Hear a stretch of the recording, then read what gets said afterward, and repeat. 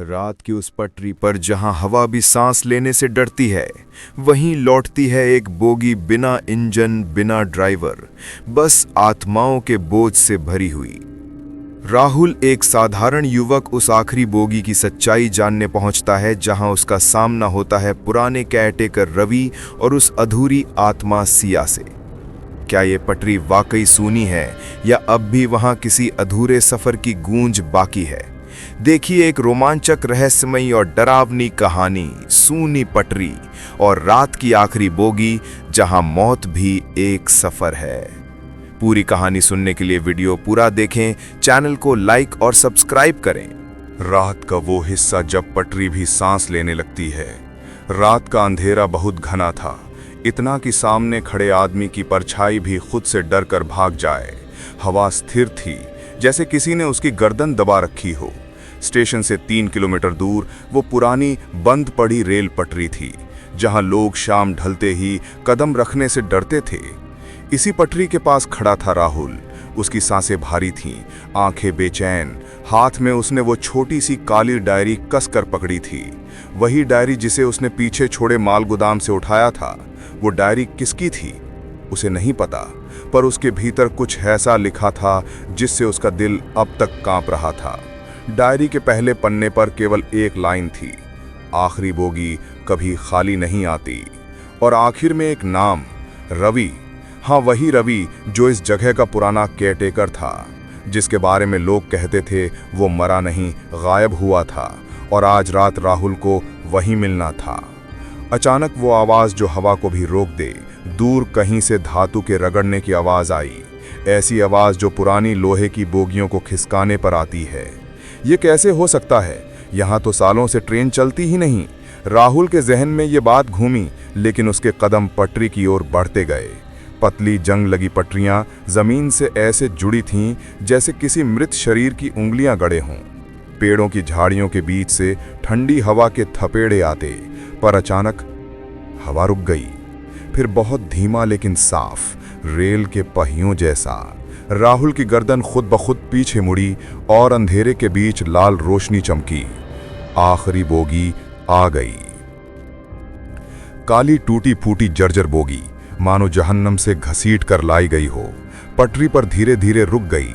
न इंजन ने आवाज की, बस एक निर्जीव साया।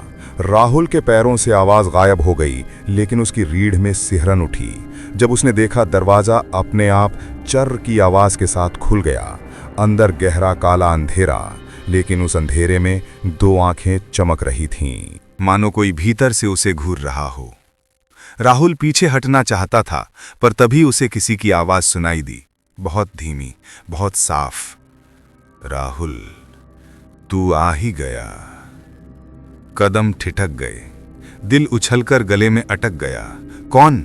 अंधेरे में से कोई आकृति धीरे धीरे बाहर आई, चेहरा आधा फटा हुआ, आधा इंसानी, और आंखें किसी बुझते चिराग जैसी। वही नाम, वही शक्ल, वही डर। मैं रवि हूं, वो फुसफुसाया।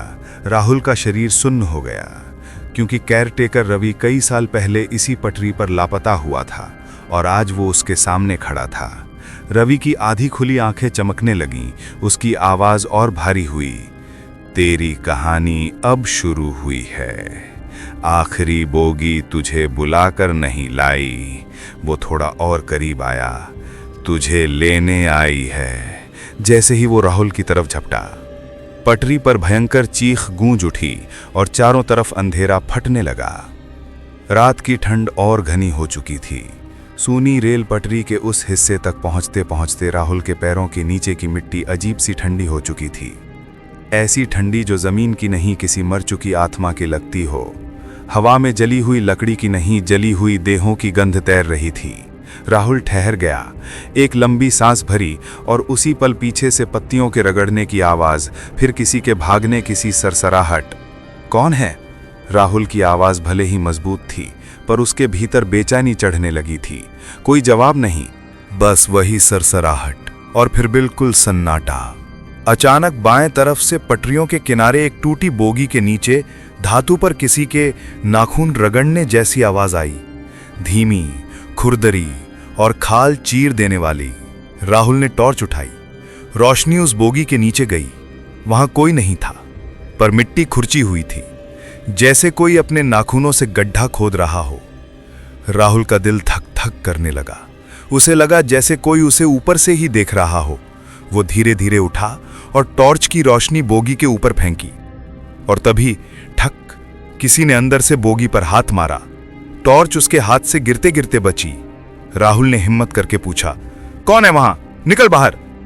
इस बार 2 ठक, फिर 3, और फिर पूरी बोगी कांपने लगी, जैसे कोई अंदर से पूरी ताकत से बाहर निकलने की कोशिश कर रहा हो।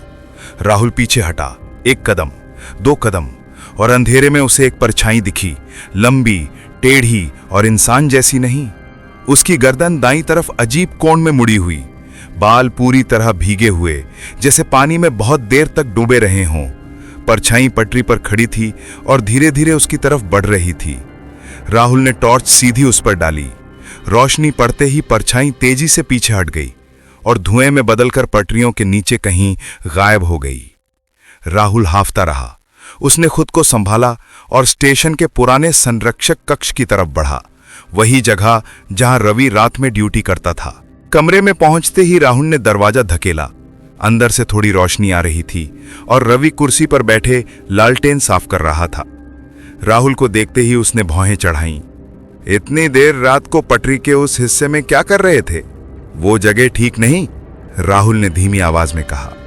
वहां कोई था, कोई बहुत अजीब, इंसान जैसा नहीं। रवि ठहर गया। लालटेन हाथ में ही जमी रह गई। कुछ पल बाद उसने गहरी सांस ली। तुमसे एक बात छुपाई थी राहुल, पर अब शायद बतानी पड़ेगी। यहां इस पटरी पर कोई साधारण आत्मा नहीं भटकती। ये एक बदनसीब लड़की की आत्मा है जो अपनी मौत को आज तक मान नहीं पाई। राहुल तुरंत चौकन्ना हुआ। कौन? क्या हुआ था उसके साथ? रवि की आंखों में डर उतर आया। उसने दरवाजा बंद किया, फिर पर्दा गिराया और धीमी आवाज में बोला, उसका नाम सिया था। 3 साल पहले रात की आखिरी बोगी में उसका कत्ल हुआ था। राहुल का गला सूख गया। रवि ने आगे कहा, तुम्हारी टॉर्च की रोशनी पड़ते ही जो परछाई पीछे हटी वही सिया की आत्मा थी। राहुल ने हड़बड़ा कर पूछा, लेकिन वो मुझे क्यों देख रही थी? मेरे पीछे क्यों पड़ी है? रवि कुछ कह पाता उससे पहले पूरे कमरे की खिड़कियां हिलने लगी। हवा तेज हुई, लालटेन की लौ कांपी और दीवार पर टिकी ये पुरानी तस्वीर गिरकर चकनाचूर हो गई। रवि चिल्लाया, वो यहां आ गई। कमरे के फर्श पर धुआं उठने लगा। धीरे धीरे वो धुआं एक आकृति में बदलने लगा। वही टेढ़ी गर्दन, वही भीगे बाल, वही अंगार सी आंखें। रवि ने राहुल को धक्का दिया, भागो अभी। राहुल दरवाजे की ओर भागा, पर उस आत्मा ने उसका हाथ पकड़ लिया, ठंडा पत्थर जैसा हाथ, और राहुल के नसों में बर्फ उतरने लगी। उसने पूरी ताकत लगाई और हाथ छुड़ाते ही दरवाजे से बाहर कूद पड़ा। रवि भी उसे बचाने के लिए बाहर आया, पर पीछे से एक चीख गूंज उठी, कोई नहीं बचेगा। रवि कांप गया। राहुल हांफते हुए बोला, रवि, सिया मुझे क्यों मारना चाहती है? रवि ने जमीन की तरफ देखा और धीमे स्वर में बोला, क्योंकि तुम उसके आखिरी पीड़ित जैसे दिखते हो राहुल। की रूह कांप गई और इसी पल दूर अंधेरी पटरी पर रात की आखिरी बोगी की टूटी घंटी अपने आप बजने लगी। जैसे कोई वापस लौट आया हो। रात की ठंडी हवा पटरियों के आसपास घूम रही थी, जैसे वो किसी अदृश्य चीज की खामोशी ढो रही हो। राहुल और रवि दोनों पटरियों के बीच बने संकरे रास्ते पर आगे बढ़ रहे थे। दूर दूर तक कोई इंसानी आवाज नहीं, बस हवा और पुराने लोहे की हल्की हल्की कराह। रवि की टॉर्च बार बार झिलमिला रही थी। राहुल ने धीमी आवाज में पूछा, रवि, ये पटरियों पर इतनी अजीब गंध क्यों आ रही है? रवि ने गहरी सांस लेकर कहा, ये वही गंध है जो कई साल पहले आखिरी बोगी में मरे हुए लोगों की थी। कहते हैं उनकी आत्माएं आज भी उस रास्ते पर भटकती हैं। राहुल की रीढ़ में झुरझुरी दौड़ गई। उसे झील के किनारे खड़े वो परछाई वाले लोग याद आ गए, जिन्होंने उसे पीछे मोड़ दिया था और कहा था, आगे मत बढ़ो, आज रेल की रात जाग रही है। दोनों धीरे धीरे आगे बढ़ते ही जा रहे थे, एक टूटी पटरियों वाली जगह जहां सब शुरू हुआ था। रवि अचानक रुक गया। यही है वो जगह। राहुल ने देखा, एक लंबा सा मोड़ जिसके बीच में पटरियां काली पड़ी थीं, जैसे किसी आग में झुलस गई हों। आसपास की झाड़ियां अजीब तरीके से हिल रही थी, जबकि हवा बिल्कुल नहीं चल रही थी। राहुल ने जमीन पर ध्यान दिया। जगह जगह खून जैसे गाढ़े काले धब्बे दिख रहे थे जो मिट नहीं पाए थे। राहुल ने पूछा, यहां क्या हुआ था? रवि की आवाज भारी हुई, सालों पहले रात की आखिरी बोगी यहां पटरी से उतरकर उलट गई थी। अंदर बैठे लगभग सब लोग मर गए, जिनमें एक लड़की थी, रानी। कहते हैं उसकी मौत सबसे दर्दनाक थी। उसके रोने की आवाज आज भी सुनाई देती है। रवि अचानक चुप हो गया, क्योंकि रोने की आवाज सच में सुनाई देने लगी थी। धीमी, खुरदरी, दर्द में डूबी हुई। राहुल की सांस अटक गई। रवि, ये रवि ने बिना पीछे देखे कहा, भागना मत। अगर तू पीछे मुड़ा तो वो तेरी आंखें उधार ले लेगी। राहुल का दिल जोर जोर से धड़कने लगा। काली परछाई पटरी पर खड़ी थी। धीरे धीरे रोने की आवाज तेज होती गई। टॉर्च की रोशनी मिट्टी पर कांपती हुई एक परछाई दिखा रही थी, जो बिल्कुल इंसानी नहीं लग रही थी। बिना सर की तरह झुकी हुई, लंबी और तिरछी। राहुल डर के मारे एक कदम पीछे हट गया। परछाई भी एक कदम आगे बढ़ गई। रवि ने तेजी से राहुल की कलाई पकड़ी। डर दिखाया ना तो ये अपनी तरफ खींच लेगी, बस शांत रहे और आगे बढ़। पर परछाई खड़ी नहीं रही। वो घुटनों पर सरकते हुए राहुल की तरफ आने लगी। तेज, बहुत तेज, जैसे किसी जानवर की चाल हो। राहुल, रवि, ये तो आ रही है। रवि ने तुरंत अपने बैग से लोहे की लंबी छड़ निकाली, जिस पर कपूर की खुशबू लगी हुई थी। उसने जमीन पर जोर से मारी। धड़ाम! परछाई अचानक थम गई और फिर एकदम पीछे हटने लगी, जैसे किसी आग से डरती हो। राहुल हैरान था। ये कैसे रुकी? रवि ने कंधे से पसीना पोंछा। आत्माएं लोहे और कपूर से डरती हैं, इससे वो दूर रहती हैं। लेकिन ज्यादा देर नहीं, हमें चलना होगा।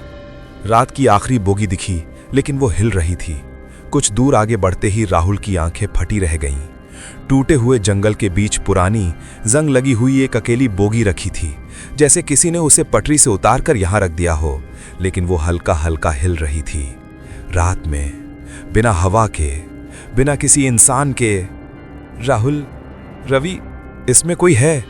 रवि ने धीमी आवाज में कहा। मरे हुए लोग कभी खाली नहीं रहते। राहुल आगे बढ़ना चाहता था, लेकिन तभी बोगी का दरवाजा एक झटके से खुला। अंदर गहरा अंधेरा, और उसके बीच एक लड़की की सिलहुएट खड़ी थी। लंबे बाल, सफेद कपड़े, टेढ़ी गर्दन। राहुल के पैरों से जैसे जमीन खिसक गई। वो लड़की धीमी आवाज में बोली, तुम रिया को ढूंढ रहे हो? राहुल का खून जम गया। तुझे रिया का कैसे पता? लड़की ने अपनी गर्दन धीरे धीरे एक और मोड़ी और मुस्कुराई। वो मुस्कान इंसानी नहीं थी, जैसे चेहरे पर छिलका चिपका दी गई हो। फिर उसने कहा, क्या कि रिया अंदर है? और उसने बोगी के अंदर अंधेरे की ओर इशारा किया। राहुल एक कदम आगे बढ़ा ही था कि किसी ने भीतर से लोहे की सीटों को खींचकर एक जोरदार धमाका किया। रवि ने राहुल को तेजी से पकड़ा। बेवकूफ मत बन, ये रिया नहीं है, ये वही है जिसने सबको मारा था। लेकिन बहुत देर हो चुकी थी। बोगी के अंदर से एक काली लंबी बाजू बाहर निकली और सीधे राहुल की गर्दन पकड़ ली। राहुल जमीन पर गिर पड़ा, जोर जोर से हांफते हुए। रवि ने कपूर की छड़ उस हाथ पर दे मारी। एक भयंकर चीख गूंजी और हाथ अंधेरे में वापस सिमट गया। लड़की गायब हो चुकी थी। रवि ने सच्चाई बताई। क्यों है ये सब? रवि ने राहुल को उठाया और फुसफुसाकर बोला, सुन, अब तू सच जान ले। ये बोगी सिर्फ मरने वालों की नहीं, बल्कि उन लोगों की है जिन्हें कोई ढूंढने आता है। रिया भी उन्हीं में से एक है। उसे तू नहीं, कोई और लेकर गया था, और वो कोई अभी भी जिंदा नहीं, लेकिन खत्म भी नहीं हुआ। राहुल की आंखें फैल गईं। मतलब रिया की मौत हो गई?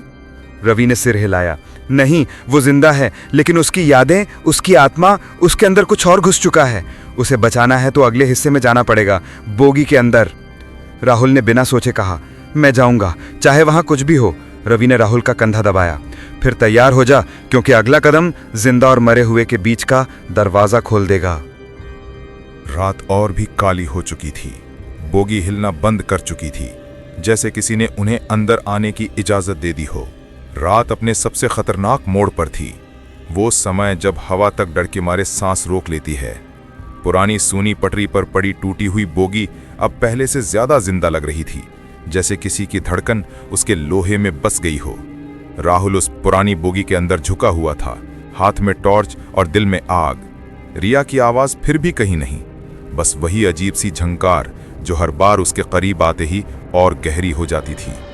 बोगी के अंदर का बदला हुआ सच। बोगी के अंदर अंधेरा बहुत ज्यादा था, पर राहुल जैसे जैसे आगे बढ़ता गया उसे लगा कि अंधेरा सिर्फ अंधेरा नहीं बल्कि किसी का रूप है। सीटें फटी हुई, लोहे की दीवारें जंग से सड़ी, पर बीच में पड़े खून के पुराने निशान एकदम ताजा लग रहे थे, जैसे किसी ने अभी अभी रगड़ कर मिटाया हो।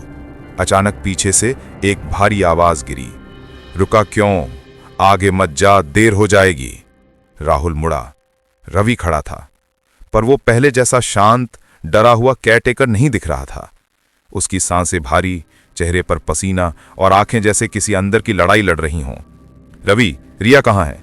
राहुल ने झटके से पूछा। रवि कांपा। उसके होंठ कुछ कहना चाहते थे, पर जैसे कोई उसके मुंह को भीतर से दबा रहा हो। फिर अचानक उसका गला भयंकर आवाज में कांपा। वो ले गई है, वो आखिरी बोगी की औरत। रवि की सच्चाई का पहला पर्दा। रवि दीवार से टिक गया, उसकी आंखें उलटने जैसी हो गईं और वो बहुत धीमे, टूटे हुए शब्दों में बोला, मैंने उसे देखा था सालों पहले, जब ये ट्रेन हादसे की बाद यहीं रुकी थी। एक औरत आधी रात को यहां से चलकर गायब हो गई। फिर लोगों की लाशें मिलनी शुरू हुईं। राहुल ने तुरंत पूछा, क्या वही औरत रिया को लेकर गई है? रवि ने सिर हिलाया, पर उसकी आंखों में डर इतना ज्यादा था कि लगता था किसी भी क्षण वो बेहोश हो जाएगा। वो जिंदा लोगों की धड़कनें सुन सकती है। जितना कोई अपनी प्रिय चीज बचाने जाता है, वो उतना ही उसे छीन लेती है। राहुल का गुस्सा, डर सब एक साथ जल उठा। मुझे रिया चाहिए, चाहे वो औरत हो या कोई भूत, मैं पीछे नहीं हटूंगा। बोगी की आखिरी सीट का रहस्य। रवि कांपते हुए आगे की ओर इशारा करता है। आगे मत जा, वहां उसकी सीट है। पर राहुल सुनता नहीं, वो आगे बढ़ जाता है। जैसे ही वो ट्रेन की आखिरी सीट के पास पहुंचा, उसकी टॉर्च अपने आप बंद हो जाती है। पूर्ण अंधेरा, सांसें रुक गईं और फिर किसी के लंबे नाखून सीट पर चलने की आवाज। अंधेरे से धीरे धीरे एक स्त्री की आकृति निकलती है। चेहरा नहीं, सिर्फ काला धुआं, पर आंखें दो जलते हुए अंगारों जैसी। वो धीमे कदमों से राहुल के पास आती है। तू उसे ढूंढने आया है ना? राहुल ने डर को निगल कर कहा। हाँ, वो मेरी है। स्त्री हंसी, इतनी ठंडी, इतनी बेरहम कि राहुल की रीढ़ जम गई। जो यहां आता है वो मेरा हो जाता है, तुम दोनों भी। और अचानक उसकी परछाई जमीन से उठकर धुएं की नदी की तरह राहुल की तरफ दौड़ी। पहला मुकाबला, बोगी में मौत का खेल। राहुल ने सीट पकड़कर खुद को पीछे फेंका। वो धुआं जहां टकराया, वहां लोहे की दीवार जलकर काली हो गई, जैसे आग ने उसे छुआ हो। राहुल ने जैसे तैसे लोहे की रॉड उठाई और पूरी ताकत से उस धुएं पर वार किया। धुआं दर्द से चिल्लाया, तुम नहीं जानता मैं कौन हूं। अचानक बोगी हिलने लगी, सीटें कांपी, दीवारें टूटने लगी। रवि पीछे चिल्लाया, राहुल भाग! पर राहुल नहीं भागा। उसने धुएं पर दूसरा वार लगाया। उसके बाद दृश्य ठहर गया और फिर धीमे स्वर में स्त्री बोली, अगर उसे पाना है तो अंतिम पटरी पर आना, जहां हादसा हुआ था, वहीं से खेल खत्म होगा। और वो गायब हो गई। रवि की हालत और चौंकाने वाला खुलासा। बोगी अचानक शांत हुई। राहुल गहरी सांसें ले रहा था। रवि जमीन पर गिरा पड़ा था, जैसे उसकी ताकत खत्म हो चुकी हो। राहुल उसे उठाता है। रवि, उठो, मुझे वहां जाना है, रिया वहां है। रवि हकलाता हुआ बोला। राहुल, एक बात जो मैंने कभी किसी से नहीं कही। राहुल ने उसकी ओर देखा। रवि ने कांपते हुए कहा, जिस हादसे में वो औरत मरी थी, उस रात मैं भी उसी ट्रेन में था। राहुल के चेहरे पर तुरंत झटका। राहुल बोला, और वो मुझसे बदला चाहती है? क्यों? राहुल ने पूछा। रवि की आंखों में आंसू आ गए, क्योंकि उस रात मैं उसकी मदद नहीं कर पाया। वो फंसी हुई थी और मैं डर का मारे भाग गया था। राहुल स्तब्ध खड़ा था और तभी हवा का एक तेज झोंका आया, जैसे किसी ने फुसफुसाया, अब अगला तुम हो। रात फिर से गहरी हो चुकी थी। टूटी हुई बोगी के बाहर धुंध तेज हो गई थी, इतनी तेज कि लगता था कोई सफेद परछाई उसके भीतर ही घूम रही हो। राहुल ने रिया का हाथ कसकर पकड़ रखा था। रवि पीछे पीछे चल रहा था, आंखें चौकन्नी, सांसें टूटी फूटी सी। रवि ने धीमी आवाज में कहा, अब जो दिखेगा वो इंसान नहीं होगा। बस कुछ भी हो जाए, पीछे मत देखना। चाहे कोई आवाज दे, कोई रोए या कोई जाने पहचाने नाम से पुकारे, मत पलटना। रिया कांप उठी। क्यों? क्या होगा? रवि ने सिर्फ एक शब्द कहा। टूटी बोगी का दरवाजा खुद खुला। अंदर हल्की नीली रोशनी चमकी। रेल की पटरी एक पल के लिए हिलने लगी। राहुल ने टॉर्च उठाई, लेकिन रोशनी सामने जाते ही टूटने लगी, जैसे किसी अदृश्य हाथ ने कांच कुचल दिया हो। अचानक एक गहरी कराह सुनाई दी। कौन मेरी आखिरी बोगी में घुस आया? और धुंध से एक आकृति निकली।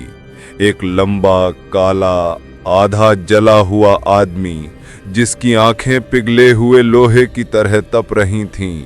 लिया कांपकर राहुल की बाहों में छिप गई। रवि आगे बढ़ा और बोला, तेरा हिसाब आज खत्म करेगा। नरेश? राहुल हैरान, नरेश कौन? रवि ने पहली बार सच बताया।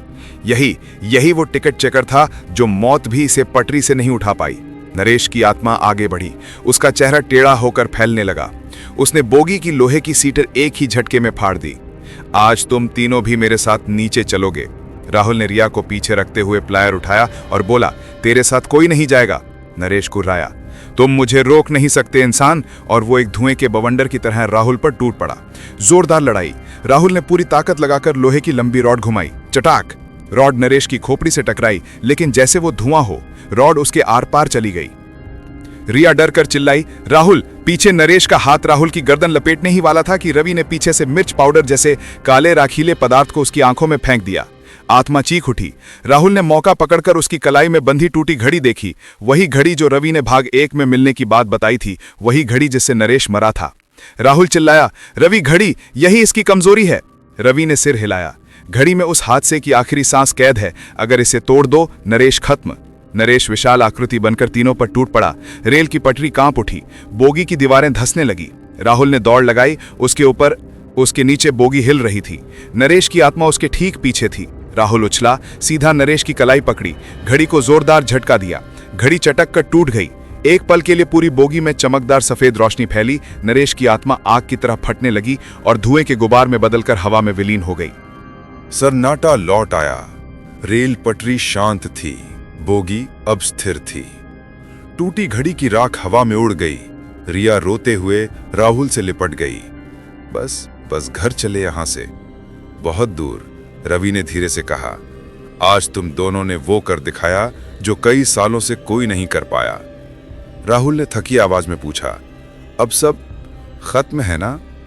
रवि ने धुंध में गुम होती पटरी को देखते हुए कहा, हाँ, लेकिन याद रखना, सूनी पटरी कभी सूनी नहीं होती। कुछ आवाजें हमेशा लौट आती हैं। और हवा में फिर एक हल्की सी सीटी गूंजी, जिसे कोई इंसान नहीं बजाता था।